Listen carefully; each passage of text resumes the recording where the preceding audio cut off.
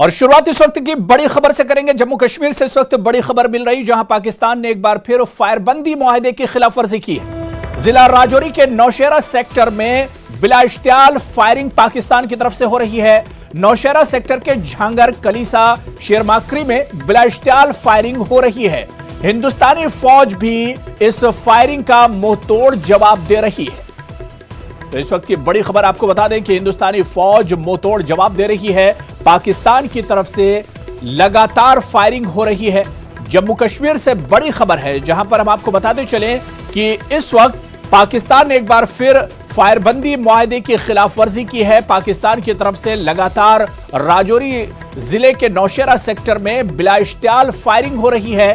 हिंदुस्तानी फौज भी इस फायरिंग का मुंहतोड़ जवाब दे रही है।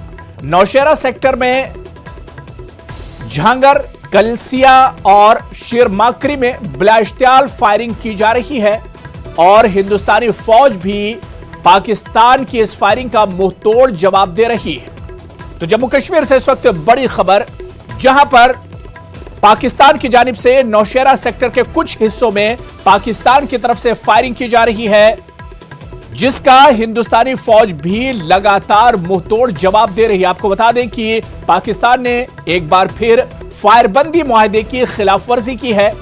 जिला राजौरी के नौशेरा सेक्टर में बिला इश्तियाल फायरिंग की जा रही है पाकिस्तान की तरफ से, जिसका हिंदुस्तानी फौज भी मुंहतोड़ जवाब दे रही है।